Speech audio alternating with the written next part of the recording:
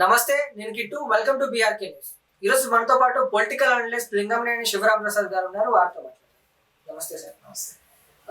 చంద్రబాబు నాయుడు గారి వ్యాఖ్యలు అయితే తీవ్ర దుమారాన్ని రేపుతున్నాయి. గత ప్రభుత్వం ఏదైతే ఉందో వైసీపీ ప్రభుత్వం, అందులో జగన్ నొక్కిన బటన్లన్నీ ఇప్పుడు నేను నొక్కుతున్న పెన్షన్ బటన్లతో సమానం అని అనడం, దీన్ని ఎలా చూస్తారు సార్ మీరు?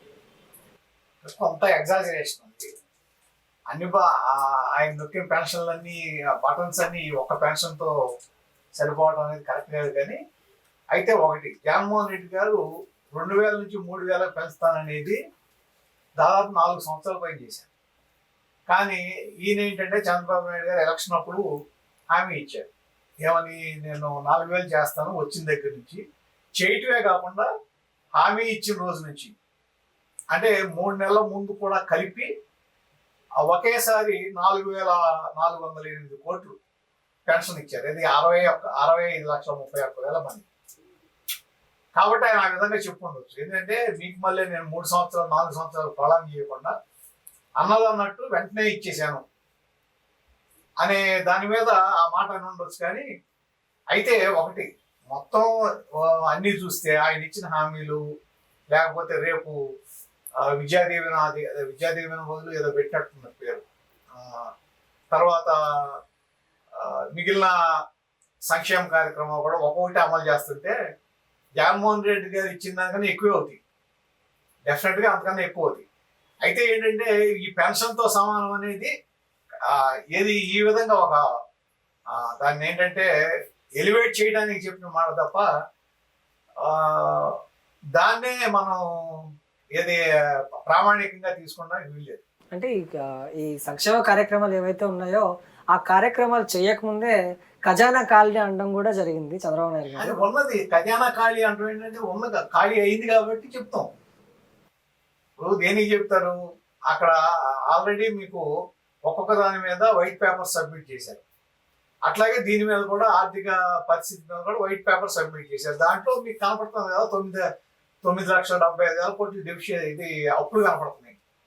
ఏదైనా కానీ లోన్స్ కానీ లేకపోతే వేరే కార్పొరేషన్ ద్వారా తీసుకున్న లోన్ కానీ ఏదైనా తీసుకుంటే మీకు నియర్లీ 10 లక్షల కోట్లు కనపడుతున్నాయి. మరి అవన్నీ చెప్పాలి కదా. చెప్పారంటే దానికి ఎవరైనా అర్థం కాదుగా. ఒక్కొక్కటి వేస్తారు. కాకపోతే ఏంటంటే కొద్దిగా టైం తీసుకుని ఆ టైం గ్యాప్ని సమర్థించుకోవడం కోసం ఈ ఇష్యూని రైజ్ చేసి ఇది పరిస్థితి అని తీసుకొస్తున్నారు. ఇప్పుడు విద్యా దీవెన ఉంది కదా, దానికి సంబంధించి ఇప్పుడు ఈ మే నుంచి ఇస్తామంటున్నారు. మే నుంచో జూన్ నుంచి ఇస్తామంటున్నారు కదా. అదే తల్లికి వందనమా, తల్లికి ఏదో ఉంది కదా, లేక ఏదో ఉంది, తల్లికి వందనమా పేరు, అది కన్ఫ్యూజ్ అవుతున్నాం. జగన్ పెట్టిన పేరు, వీళ్ళు మార్చిన పేర్లు. అట్లా ఇప్పుడు వరుసనే ఒకటి ఇస్తా. ఏ అయితే హామీలు ఇచ్చారో ఇస్తారు గ్యారంటీగా, ఇవ్వకుండా ఉంటారు. ఎప్పటి నుంచి ఇంప్లిమెంట్ చేస్తారనేదే ఇదే. కానీ ఇందాక మీరు అన్నట్టు పెన్షన్తో అన్ని సమానం అంటే అదైతే కాదు. ఎందుకంటే పెన్షన్ తీసుకుంటే మీకు నెలకి దాదాపు 2,800 కోట్లు ఎంత అవుతుంది అంటే సంవత్సరానికి ఎంత అవుతుంది, 24 దాదాపు 30,000 కోట్లు. మరి జగన్మోహన్ రెడ్డి ఇచ్చింది అంతే కాదుగా, ఇంకెక్కువే ఇచ్చారు కదా.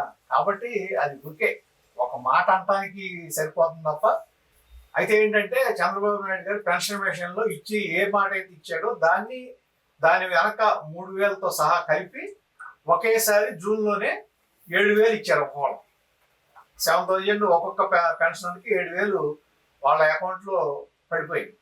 అది ఒకటి. రెండోది ఏంటంటే వీళ్ళు విమర్శ చేశారు వైసీపీ కూడా. అంటే విమర్శ చేయడంలో కూడా కొంత బడ్జెట్ ఇది చేసినప్పుడు 12,000 కోట్లు అవుతుంది, మీకు అక్కడ 9,000 కోట్లే శాంక్షన్ చేశారు, 9,500 కోట్లు అని ఇటువంటి విమర్శ చేశారు.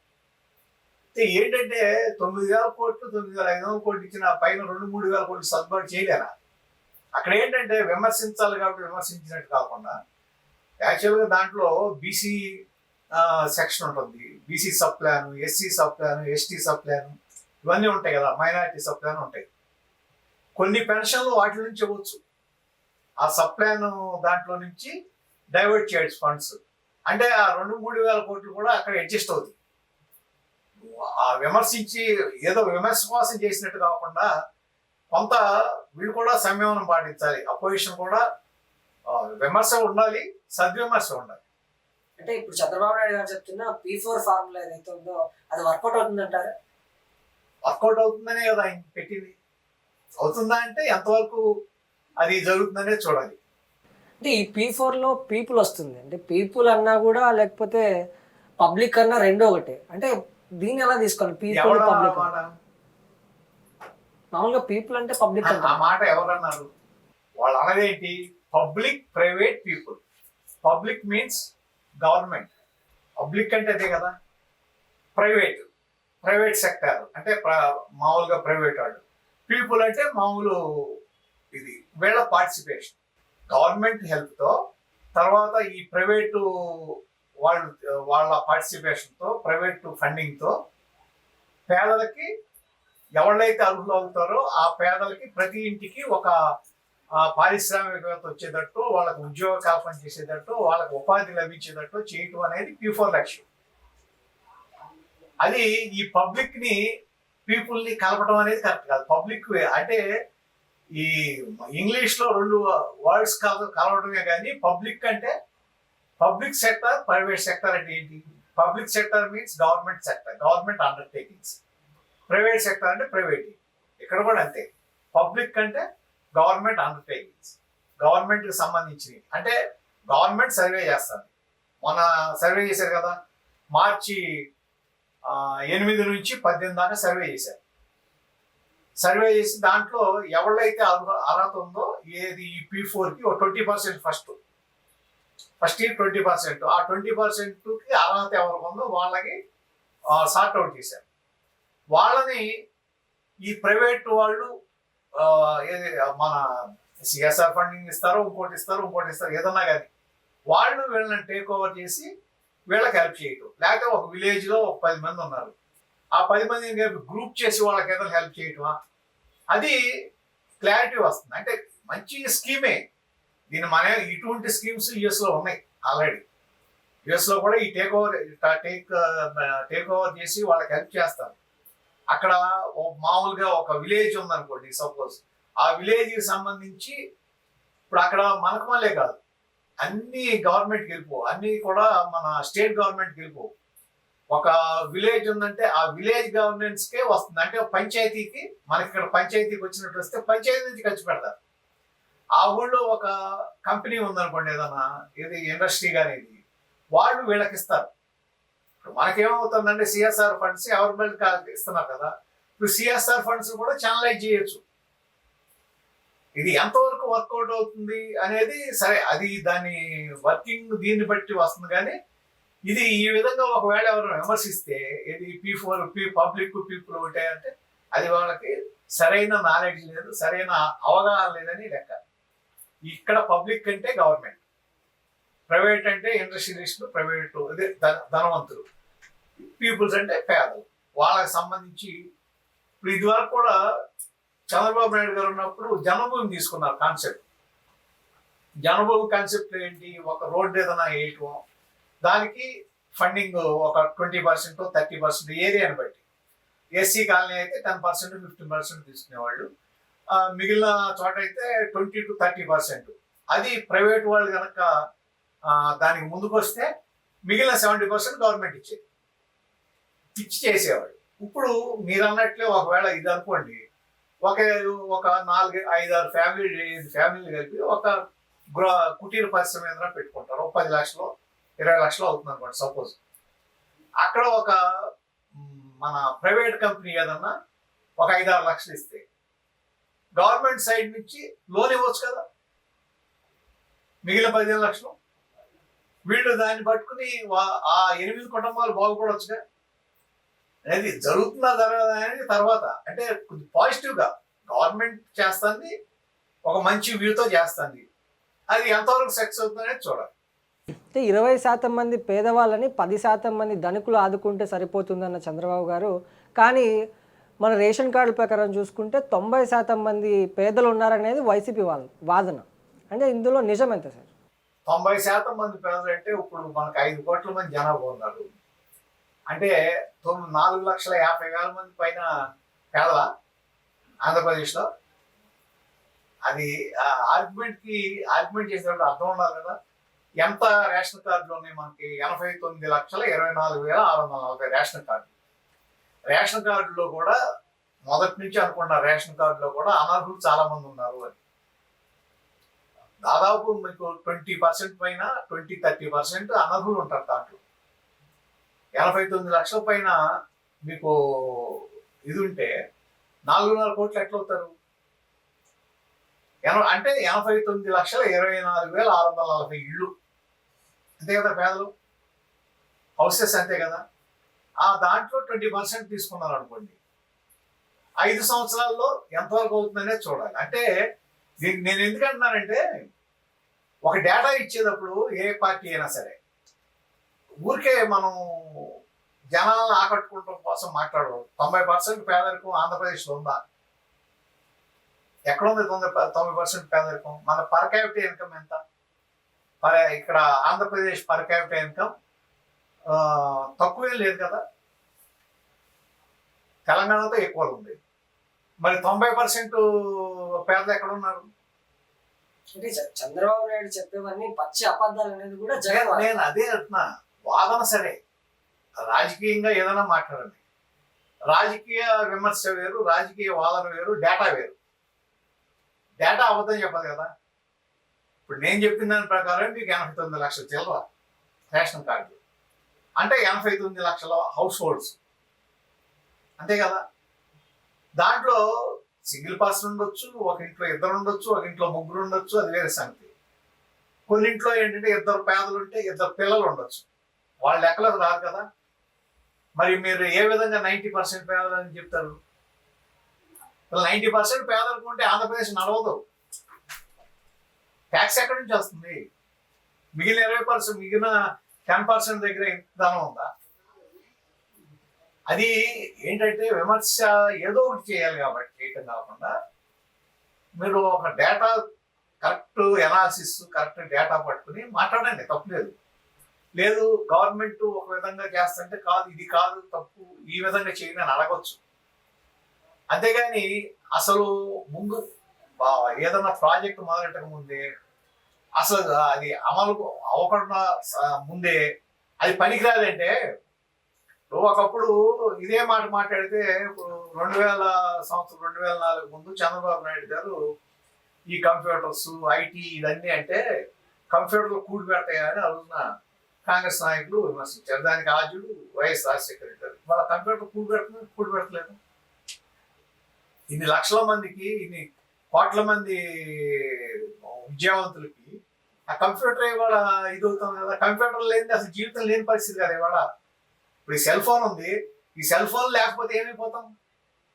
వాళ్ళన్నిటికీ దాన్నే వాడుతున్నాం. అంటే సెల్ ఫోన్ కూడా మినీ కంప్యూటరే కదా. మరి అంటే నేను అనేది విజన్ ఉండాలి, కానీ విమర్శలో కూడా అర్థం లేని విమర్శ చేయకూడదు. ఇది P4 అనేది ఎంతవరకు సక్సెస్ అవుతుందో చూడాలి. అసలు అది మొదలెట్టనివ్వండి. మొదలెట్టిన తర్వాత దాని అమల్లో ఎక్కడన్నా తేడాలుంటే ఇది సరి చేయమని అడగండి, సరి చేయలేకపోతే విమర్శించాలి. అంటే ముందు ప్రజలకు ఇచ్చిన హామీలు నెరవేర్చండి, తర్వాత ఈ విజన్స్ పోదాం అనేది కూడా ఒక వైసీపీ వాళ్ళు అంటున్నారు. అంటే దీన్ని ఎలా చూడొచ్చు? ప్రజలకు ఇచ్చిన హామీలు అంటే ఏమి? సూపర్ 6 కానీ అవును, అది ఇస్తున్నారుగా. ఆల్రెడీ 2 ఇంప్లిమెంట్ అయినాయి, 2 ఇప్పుడు మేలో 1, జూన్లో 1 చేస్తా ఉన్నారు, 4 అవుతున్నాయి. మిగిలిన ఏంటంటే 1,500 రూపాయలు 18 సంవత్సరాలు దాటిన వాళ్ళకి 1,500 రూపాయలు ఇవ్వటం అనేది, అది ఎప్పుడు ఇస్తారనేది ఒకటి. బస్సు, ఫ్రీ బస్సు, ఈ 2 కదా ఇవ్వాల్సినవి. మరి దానికోసం ఈ వాపు కూర్చుంటారా? ఇది వేరు కదా, ఇది గవర్నమెంట్ ఫండింగ్ తక్కువ కదా దీంట్లో. దీనికి దానికి సంబంధం ఏముంది? ఇది దీంట్లో మీరు ఇది ఎందుకు అంటున్నారంటే, P4 కూడా ఎందుకు ఇన్వాల్వ్ అయ్యి ఉంది దాంట్లో? ఇది ఎట్లా మిళితం అయి ఉందంటే, 20 లక్షల ఉద్యోగాలు ఇస్తామని హామీ ఇచ్చారు కదా. అంటే ఉద్యోగ కల్పన చేయం కదా. ఇప్పుడు దీంట్లో ఉద్యోగ ఉపాధి కల్పన కూడా ఉందిగా ఈ P4లో. అంటే ఇది దానికి ఉపయోగపడుతుంది కదా. ఏది 20 లక్షలు అంటే వీళ్ళు ఇచ్చిన ఎలక్షన్ హామీలో ఇది కూడా భాగమేగా, భాగం అవుతుందిగా. మరి దాన్ని ఏ విధంగా కాదంటారు? అంటే ఉపాధి వద్దంటారా? ఉపాధి కల్పించొద్దా? మీరు long term goals, short term goals ఉంటాయి. లాంగ్ టర్మ్ గోల్ ఒక విధంగా ఉంటుంది. షార్ట్ టర్మ్ గోల్స్ అంటే ఇమీడియట్ గా ఇవ్వాల్సి ఉంది. ఇప్పుడు రేషన్ ఉంది, రేషన్ మీకు పెన్షన్ రేషన్ ఇస్తున్నారు. దేనికది ఇమీడియట్ నీడ్. వాళ్ళకేదో మేము సంవత్సరం తర్వాత ఇస్తాం, మీరు తినకుండా ఉండండి, మీకు ఏం డబ్బులు లేకపోయినా పర్లేదంటే కుదరదు. ఇమీడియట్ నీడ్, ఇమీడియట్ నెసెసిటీస్ అయ్యి వాటిని తీర్చడానికి అది ఇస్తున్నారు. తర్వాత వాళ్ళని ఆ పేదరికంలోంచి బయటికి తీసుకురావడానికి P4. సో ఇది అది వేరు కాబట్టి ఇది అయిన తర్వాత అది ఇంప్లిమెంట్ చేయండి అంటే అది ఈ రెండు ఇంటర్లింక్డ్ కాదు, దేని దానికి. ఇది పార్టిసిపేషన్ ఎవరిది? ప్రైవేట్ పార్టిసిపేషన్, అవును కదా ఈ P4 అనేది. మరి అన్నప్పుడు దాని మీద మీకెందుకు విమర్శ? ఎందుకు? ఇంప్లిమెంటేషన్లో తేడా ఉంటే విమర్శించండి, మొదలవకముందే విమర్శించు. సో ఈ మధ్య కాలంలో మనం ఒక రీల్ కూడా ఫేమస్ అయింది కూడా చూసాము. అంటే ఫ్రీ బస్, చంద్రబాబు నాయుడు గారు ఏదైతే హామీ ఇచ్చారో ఫ్రీ బస్ గురించి, లేడీస్ అందరూ కలిసి కండక్టర్ టికెట్ అడిగితే ఫోన్లో ఫ్రీ బస్ హామీ ఇచ్చి చూపించారంట. దీన్ని ఎలా చూడాలి సార్? అసలు పబ్లిక్ ఎలా తీసుకుంటున్నారు దీన్ని? మంచిదేగా పబ్లిక్ డిమాండ్ చేయడం. యాక్చువల్గా మేనిఫెస్టో అంటే ఇప్పుడు కొన్ని కంట్రీస్ అయితే మేనిఫెస్టో అనేది దాన్ని ఫాలో అవటం మస్ట్. కంపల్సరీగా మేనిఫెస్టోని ఫాలో అయి తీరాల్సిందే. ఫాలో అవ్వకపోతే వాళ్ళు సమాధానం చెప్పాల్సి ఉంటుంది. మన దేశంలో అది లేదు. ఇక్కడ ఏంటంటే మేనిఫెస్టోలో 100 హామీలు ఇచ్చి దాంట్లో 30 ఇంప్లిమెంట్ చేసినా మిగిలిన వాటిని మనం క్వశ్చన్ చేయడానికి లేదు. అదేమి వాళ్ళ మీద బైండింగ్ కాదు. కాబట్టి వాళ్ళు అడిగారు, క్వశ్చన్ చేయడం మంచిదే కదా. అంటే ఇట్లా ఎన్ని P4లు కానీ ఇంకా ఏమైనా తీసుకొచ్చినా కూడా ముందు నుంచి మనం ప్రయత్నిస్తున్నది ఏంటంటే పేదవాళ్ళు మధ్యతరగతికి రావాలి, ఇంకా మంచి ధనికుల్లాగా మారాలని చంద్రబాబు నాయుడు గారు కానీ జగన్ గారు కానీ ఏ ప్రభుత్వ నాయకుడు వచ్చినా ఒకటే చెప్తున్నారు. కానీ పేదవాడు అనేటోడు పేదవాళ్ళలాగే మిగిలిపోతున్నారు. అంటే దీనికి ఎండ్ కార్డు ఎక్కడ ఉంటుంది అంటారు? ఎండ్ కార్డు అంటే ఒకటి, పేదవాళ్ళు పేదవాళ్ళ కింద ఉంటున్నారనేది నేను ఒప్పుకోను. ఇవాళ ఎడ్యుకేషన్ పెరిగిన తర్వాత, ఎడ్యుకేషన్ సిస్టంలో ఈ తర్వాత రిజర్వేషన్స్ వచ్చిన తర్వాత చాలా కుటుంబాలు, ఇది దళిత కుటుంబాలు కానీ లేకపోతే డౌన్ ట్రాడన్ కానీ వాళ్ళు కూడా పైకి వచ్చారు. అయితే ఇక్కడ ఒకటి రిజర్వేషన్ అంశం అయితే ఈ సున్నితమైనదైనా ఒకటి గుర్తించాల్సింది. మీకు ఒక కుటుంబం ఉంది, ఒక ఎస్సీ కుటుంబం లేకపోతే మైనారిటీ కుటుంబం ఉంది. వాళ్ళ దాంట్లో బాగా పైకి వచ్చారు, ఉద్యోగాలు చేశారు. వాళ్ళకి ఒక్కొక్కళ్ళకి 1,00,000 2 లక్షలు నెలకు శాలరీ వస్తుంది. వాళ్ళ పిల్లలకు కూడా రిజర్వేషన్ వర్తించడం అంటే ఎట్లా? ఫస్ట్ వర్తించింది, తర్వాత వాళ్ళు ఎప్పుడైతే ఆ రిజర్వేషన్ అంశం నుంచి పైకి వచ్చేసారో వాళ్ళకి అది వర్తించకపోతే ఇంకో కుటుంబం బాగుపడుతుంది కదా. ఆ విధంగా మీరు అసలు రిజర్వేషన్ సిస్టంలో ఉన్న ఈ తప్పు కూడా కొంత కారణం. రిజర్వేషన్ సిస్టమ్ అట్లా కాకుండా రెండు కలిపి, అంటే ఫైనాన్షియల్ వాళ్ళ వాళ్ళ ఫైనాన్షియల్ పొజిషను ప్లస్ రిజర్వేషన్, ఈ రెండు కలిపి ఉంటే ఎప్పుడైతే ఒక కుటుంబం పైకి వచ్చిందో, ఆర్థికంగా బలపడిందో, వాళ్ళు రిజర్వేషన్కి అర్హత లేకుండా ఉండాలి. అప్పుడు ఏంటంటే అదే సామాజిక వర్గం నుంచి ఇంకొక కుటుంబం పైకి వస్తుంది. అదే ఇంప్లిమెంట్ చేసి ఉంటే ఈ పాటికి దాదాపు ఒక 50 to 60% దళిత కుటుంబాలు కానీ డౌన్ ట్రాడన్ కానీ వాళ్ళు ఈ పాటికి మంచి పొజిషన్లోకి వచ్చి ఉండేవాళ్ళు. ఇప్పుడు ఏమవుతుందంటే రిజర్వేషన్ ఉన్న వాళ్ళకి రిజర్వేషన్ అవుతుంది, వాళ్ళకి నియోజకవర్గం ఇచ్చి లేకపోతే ఒక దీంట్లో అదొక సెక్టార్ కింద తయారైపోతుంది.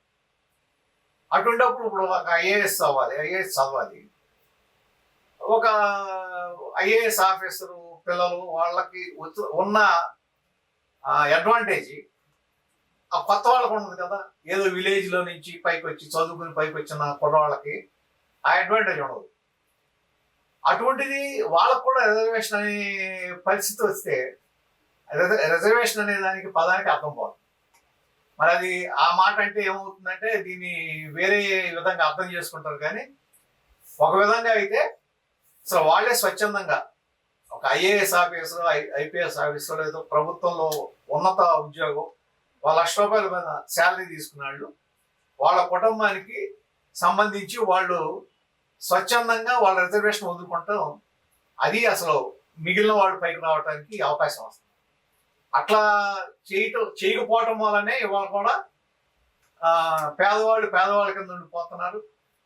మా పెరిగిన వాళ్ళు ధనవంతులు ఇంకా ఇంకా మల్టిపుల్ అవుతున్నారు తప్ప వీళ్ళు పైకి రావట్లేదు. ఈ సిస్టమ్ కూడా మార్పు రావాలి. నారా లోకేష్ రెడ్ బుక్ తీసుకొచ్చిన తర్వాత జగన్ కూడా బ్లూ బుక్ అని తీసుకొచ్చారు. అంటే దీని మీద మీ అభిప్రాయం ఏంటి సార్? ఏ రెడ్ బుక్ అయినా బ్లూ బుక్ అయినా వీళ్ళ చేతిలో ఏముంటుంది?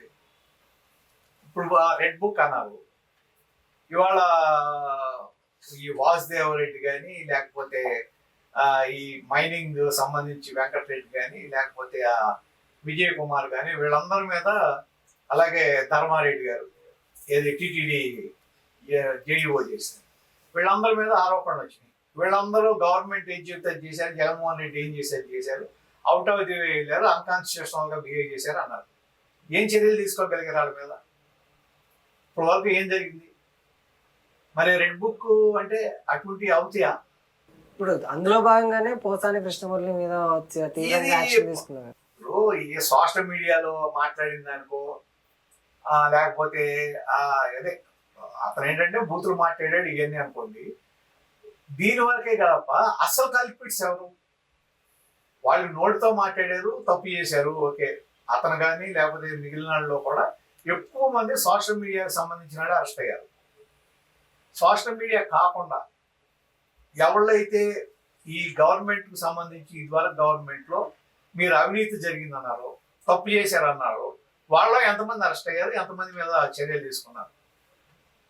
అంటే ఇప్పుడు పోసాని మీకు ఒక్కటే ఉదాహరణ, 3 ఐపీఎస్లు సీనియర్ ఐపీఎస్ని ఇంతకుముందే సస్పెండ్ చేశారు, ఇంకొక ఐపీఎస్ని మొన్న సస్పెండ్ చేశారు. ఈ 4 ఎవరినన్నా అరెస్ట్ చేశారా? ఏ ఐఏఎస్ అని అరెస్ట్ అయ్యాడా? లేకపోతే ఏ ప్రభుత్వ అధికారిని అరెస్ట్ అయ్యాడా? వల్లభనేని వంశీనో ఇంకొకటి అరెస్ట్ అవడం కాదు, వాళ్ళది ఆ కేసులు వేరు. లేదా అవినీతి కేసుల్లో మీరు ఎవరిని బుక్ చేశారు? ఏ ఏ ఏ బుక్ వచ్చింది అంటే ఈ రెడ్ బుక్ అయినా ఒకటి, ఆ బ్లూ బుక్ అయినా ఒకటి. అధికారులు ఏం చేయలేరు, ఏం చేయరు కూడా. వాళ్ళు ఒకరినొకరు సీల్ చేసుకుంటారు. అధికారులు వాళ్ళు ఒక సొంత కుటుంబంలాగా ఒక దాన్ని ఏమంటారు, ఒక వ్యవస్థలాగా తయారైపోయారు. అంటే ఇద్దరు దొంగలే అంటారు ఇక్కడ. ఒకళ్ళు వాళ్ళు కాపాడుకుంటున్నారు అంతే. వీళ్ళు వాళ్ళని కాపాడుకుంటారు, వాళ్ళు వచ్చినప్పుడు వీళ్ళని కాపాడతారు. ఇది ఒక వ్యవస్థలాగా తయారైపోయింది. ఆ వ్యవస్థను బ్రేక్ చేయగలిగింది ఎవరు అంటే ఎవరో ఏ బుక్ ఆ వ్యవస్థను బ్రేక్ చేయలేదు. చేసిన రోజున సక్సెస్ అవుతారు.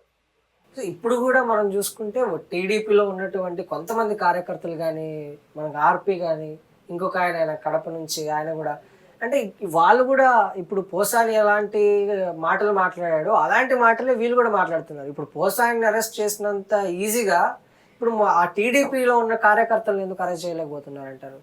అదే ఇప్పుడు అసలు అంటే ఇక్కడ ఒకటి ఉంది, ఇంతకుముందు మీకు సోషల్ మీడియాలో ఉన్న పోస్టుల మీద అరెస్ట్ చేయడానికి వీల్లేదు.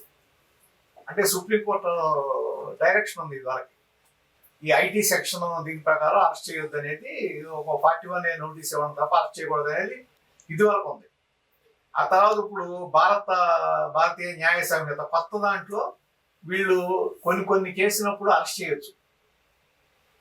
అట్లా అంటే ఒకటి నేను సమర్థిస్తున్నాను కాదు, ఇక్కడ వ్యవస్థకి విఘాతం, వీళ్ళు చేసే పనులు కానీ వీళ్ళు మాట్లాడే మాటలు కానీ, వాళ్ళు ఎవరో మాట్లాడారని పోటీగా ఇంకోళ్ళు మాట్లాడతాం, వాళ్ళు అసహ్యంగా మాట్లాడితే వీళ్ళు అసహ్యంగా మాట్లాడతాం, వీళ్ళ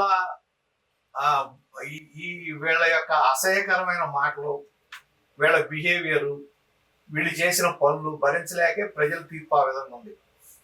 ఒకవేళ ఇవాళ మనం గెలిచాం కదా అని దాన్ని ఇంకో విధంగా చూస్తే ప్రజలు తీర్పుని తిరగరాస్తారు. అదేం పెద్ద కష్టం కాదు. 5 సంవత్సరాల క్రితం 19లో 151 సీట్లతో గెలిపించి ఆయన తీసుకొచ్చి 11 సీట్లలో దించేశారు కదా. దీనికి వాళ్ళ బిహేవియర్, వాళ్ళు చేసిన విధానాలు, వాళ్ళ పరిపాలనా పద్ధతులు, లేకపోతే ఈ వంశీ కానీ లేకపోతే రోజా గారు కానీ ఇటువంటి వాళ్ళు మాట్లాడిన పద్ధతులు, ఒక ఎంపీ అయితే సాక్షాత్ ఆయన వీడియోలు ఎటువంటి రిలీజ్ చేశాడో చూసాం. ఇది అనంతపురం జిల్లా ఎంపీ గోరంట్ల మాధవ్. ఇటువంటి వాళ్ళందరినీ చూసిన తర్వాత అసహ్యం పుట్టే ప్రజల తీర్పు ఆ విధంగా ఉంది.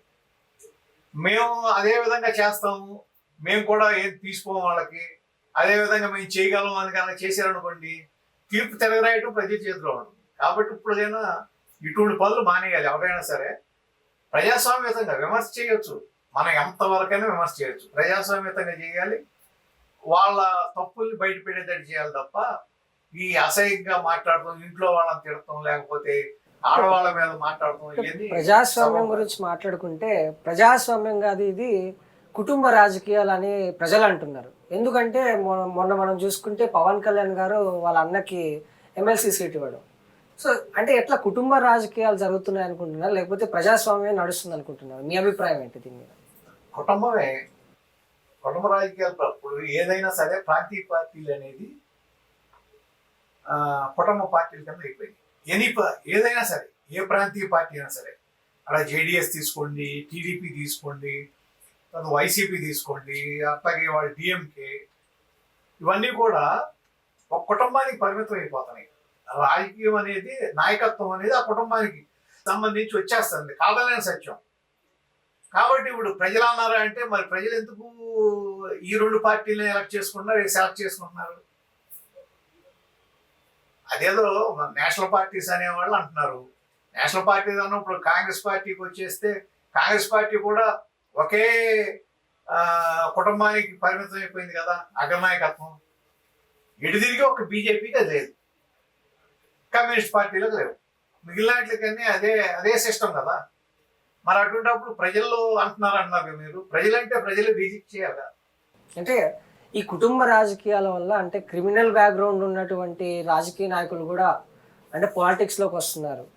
యువత ముందుగా రావట్లేదు పాలిటిక్స్లోకి. రాకపోవడానికి కారణం ఏంటంటే కుటుంబ రాజకీయాలు. కుటుంబ రాజకీయాలకి దీనికి ఏముంది? మీరు అన్నట్టు కుటుంబ రాజకీయాలు అంటే ఇప్పుడు మొన్న చూసాము, ప్రతిభా భారతి గారు ఉంది. ప్రతిభా భారతి గారి అమ్మాయి వచ్చింది కదా మళ్ళీ ఎమ్మెల్సీ కింద, ఆవిడ కూతురే కదా. అంటే కుటుంబమేగా. యనమల రామకృష్ణుడు గారు ఉన్నాడు. యనమల రామకృష్ణుడు గారి అమ్మాయి ఎమ్మెల్యే, ఆయన ఈఎంపీ ఎమ్మెల్యే, ఆయన అల్లుడు ఎంపీ. కుటుంబమే కదా. అంటే వాళ్ళు మిగిలిన యంగ్స్టర్సేగా. అట్లా మీరు తీసుకుంటే వైసీపీలో కూడా అంతే కదా. జగన్మోహన్ రెడ్డి గారు, ఆయన అంటే వాళ్ళ కుటుంబంలో ఉన్న యువత కాకుండా మామూలుగా ప్రజాస్వామ్యం నుంచి యువత రావాలనేది నా అభిప్రాయం. నేను చెప్పాను. ఇప్పుడు మీరు ఆ కుటుంబంలోంచి వస్తున్నారు, బయట కూడా వస్తుంది. ఇప్పుడు ఎన్ఆర్ఐస్ చాలా మంది కొత్త వాళ్ళు వచ్చారు కదా. మొన్న ఎలక్షన్ లో ఎన్ఆర్ఐస్ చాలా మంది కొత్త వాళ్ళు వచ్చారు. అట్లాగే ఇప్పుడు కొలిపూడి గారు ఉన్నారు, తిరుమలకి వచ్చారు. ఆయన కొత్త అయినా కదా, రాజకీయాల్లోకి కొత్తగా వచ్చినాయనే కదా. అట్లా భాష్యం ప్రవీణ్ కొత్త అయినా కదా. అట్లా చూసుకుంటే మీకు చాలా మంది ఉన్నారు కొత్త, ఇది యంగ్ జనరేషన్ వచ్చినాడు మన రాజకీయాల్లోకి. దానికి నువ్వు కుటుంబ పాలనకి సంబంధం లేదన్నా. అంటే మెయిన్ ఉండే రాజకీయ నాయకులు కూడా రౌడీలకి, గ్యాంగ్ లీడర్లకి, వీళ్ళకి ఎక్కువ ఎమ్మెల్యే టికెట్లు ఇస్తున్నారు, ఎంపీ టికెట్లు ఇస్తున్నారు అనేది కూడా ప్రజల్లో తెలుస్తుంది. కానీ ప్రజలు కూడా వాళ్ళకే ఓట్లు వేస్తున్నారు. అది పార్టీని చూసేస్తున్నారా, లేకపోతే ఆ పార్టీ నాయకుడిని చూసేస్తున్నారంటారా? అంటే కొంత ప్రజలు కూడా క్రిమినల్ యాటిట్యూడ్ ఉన్న వాళ్ళకి, వెనకమాల జనాలు వేసుకుని వెళ్ళే వాళ్ళకి అట్రాక్ట్ అవుతున్నట్టు ఉన్నారు. మరి బీహార్ చూడండి, తర్వాత యూపీ చూడండి. యూపీలో చాలా మంది అట్లా, అదేది క్రిమినల్ బ్యాక్గ్రౌండే కాదు, ఈవెన్ పోక్సో కేసులు ఉన్న ఎమ్మెల్యేలు, ఎంపీలు కూడా ఉన్నారు. మరి వాళ్ళ మీద కేసులు ఉన్నాయి, కేసులు జరుగుతున్నాయి, అయినా సరే వాళ్ళు పోటీ చేసి గెలుస్తున్నారంటే మరి దానికంటే చట్టంలో లోపాలు అవన్నీ. ఇటువంటి కేసులు ఉన్నప్పుడు ఇమీడియట్ గా దాన్ని పరిష్కారం అవ్వాలి కోర్టులో. పరిష్కారం అవ్వకపోతే వాళ్ళని పోటీ చేసే అవకాశం లేకుండా చేయాలి. అది జరగట్లా. ఇక్కడ వాళ్ళ శిక్ష పడతలా, వాళ్ళు పవర్ ఎంజాయ్ చేస్తూనే ఉన్నారు. ఇప్పుడు దాదాపు మొన్న ఏదో వచ్చింది కదా, 40 to 50% క్రిమినల్ ఇది ఉన్నారు ఇది పార్లమెంట్ లో. వాళ్ళలో కూడా తీవ్రమైన నేరాలు ఉన్నారు, 10% అబోవ్ ఉన్నారు. అంటే తీవ్రమైనవి అంటే హత్యలకి, డైరెక్ట్ గా హత్య రాజకీయాలు, లేకపోతే మీరు ఇందాకనే అన్నట్టు ఈ పోక్సో కేసులు, ఇటువంటి. మరి ఏం చెప్పాలి అంటే వ్యవస్థ లోపం కింద లెక్క కదా అది. ఆ వ్యవస్థ ఎట్లా సరి చేయాలి? కోర్టుల ద్వారా సరి చేయాలి. అంటే కోర్టులు స్పీడప్ చేయాలి. మామూలుగా సుప్రీంకోర్టు డైరెక్షన్ ఇచ్చినా దిక్కుమొక్కు లేకుండా పోయింది. ఏది ఎవరైతే ప్రజాప్రతినిధులు ఉన్నారో వాళ్ళ మీద కేసులన్నీ 6 నెలల్లో తేల్చండి అని చెప్పి ఇప్పుడు ఇచ్చి 3 ఏళ్ళు పైన అయిపోయింది. మరి జగన్మోహన్ రెడ్డి గారికి మీద ఉన్న కేసులు 11 సంవత్సరాల నుంచి కథన కూడా కదనమాట. అలాగే ఇప్పుడు ఈయన ఉంది మన బాబాయ్ హత్య కేసు, వివేకానంద కేసు, అది ఇంతవరకు ట్రైలు డైలీ బేసిస్ మీద జరగట్లా. అంటే మామూలు వాళ్ళు ఏమో నార్మల్గా పలుకుబడి లేని వాళ్ళై, లేకపోతే ఆర్థికంగా అంత పెద్ద లేని వాళ్ళ కేసులు ఏమో స్పీడప్ అవుతున్నాయి. ఇక్కడ ఆర్థికంగా బలమైన వాళ్ళు, రాజకీయ పలుకుబడి ఉన్న వాళ్ళ కేసులు ప్రళాంగ్ అవుతున్నాయి. ఈ విధంగా అవటం వలన న్యాయం ఎట్లా జరుగుతుంది? మరి స్పెషల్ కోర్టులు ఏర్పాటు చేసి డైలీ బేసిస్ మీద దాన్ని విచారణ చేసి పరిష్కరించమని సుప్రీంకోర్టు చెప్పిన మాటలు కూడా కింద కోర్టు, ట్రయల్ కోర్ట్స్ అన్ని మెలకుండా కూర్చున్నాయంటే ఏం చేయాలి? మనం ఏం చేయాలి దాన్ని? అంటే వ్యవస్థలో లోపాలని ఇమ్మీడియట్గా సరి చేయాలి. ఇది జగన్ గారి మీద ఉన్న కేసులు ఏవైతే ఉన్నాయో, ఇప్పుడున్నది ఎలాగో టీడీపీ ప్రభుత్వం కాబట్టి చంద్రబాబు నాయుడు గారు కానీ, నారా లోకేష్ గారు కానీ దీన్ని ఎందుకు ముందుకు తీసుకెళ్ళట్లేదు అంటున్నారు. ఎట్లా తీసుకెళ్తారు? కోర్టుకు వెళ్ళిన తర్వాత కోర్టు పరిధిలో ఉంటుంది కదా, వీళ్ళదేముంటుంది? అటెండ్ అవడం తప్ప కోర్టు పరిధిలోకి వెళ్ళిన తర్వాత కోర్టు అంటే సాక్ష్యాలు ఏవైతే ఉన్నాయో ముందు పెడితే అయిపోతుంది. అవును, అది వాయిదాల మీద వాయిదాలు పడతాంటే. ఇప్పుడు జగన్మోహన్ రెడ్డి గారి కేసులో ఉండి ఇంతవరకు వెళ్ళలేదు కదా, అటెండ్ అవ్వలేదు కదా, ఎందుకు అటువంటి అవకాశాలు వస్తున్నాయి? అంటే ఆయన అటెండ్ అవ్వలేదు, తీవ్రంగా మందలించింది హైకోర్టు, వార్నింగ్ ఇచ్చింది అంటారు. అది అయిన తర్వాత 2-3 నెలలకు కూడా ఏం జరిగిందో అసలు ఏం పేపర్లో రాదు, ఏం జరగదు, మళ్ళా ఏదో వాయిదాల పర్వం. ఇవన్నీ అంటే నేను అనేది ఒక జగన్మోహన్ రెడ్డి గారు అనేదే నేను అంటలా, దాంట్లో తీవ్రమైన కేసు కాబట్టి ఇది ఒక ఉదాహరణ కింద చూపిస్తున్నా. ఇట్లా అందరిది ఇదే పరిస్థితి కదా, అందరు రాజకీయ నాయకులది ఇదే పరిస్థితి, క్రిమినల్స్ది ఇదే పరిస్థితి. ఇది మారాలంటే ముందు కోర్టు సిస్టమ్ మారాలి. కోర్టులో త్వరగా పరిష్కారం అయిపోయింది అనుకోండి, ఒక ఒక మీరు అన్నట్టు నేరస్తుడు ఉన్నాడు, క్రిమినల్ ఉన్నాడు, వాడి మీద కేసు ఉంది, అది ఒక 1 yearలో ఇదైపోయింది అనుకోండి, శిక్ష పడితే అతను రాజకీయ రంగంలో ఉన్నాడు కదా. ఇన్ని సంవత్సరాల పాటు, దశాబ్దాల పాటు దాన్ని ప్రొలాంగ్ చేస్తుంటే ఇది మరి ఆటోమేటిక్గా అతనే ఇది నేరం చేసినాడే సేఫ్ సైడ్గా బయటపడిపోతున్నాడు కదా. కాబట్టి న్యాయ వ్యవస్థ, న్యాయానికి సంబంధించి ఎంత సత్వరంగా న్యాయం చేయగలలో ఆ విధంగా చేయడానికి ప్రయత్నం చేయాలి కోర్టు. అప్పుడు కానీ న్యాయం జరగదు, అప్పుడు కానీ ఇవాళ సిస్టమ్ మళ్ళీ లైన్లో రాదు, లేకపోతే ఇంతే. Okay sir, thank you.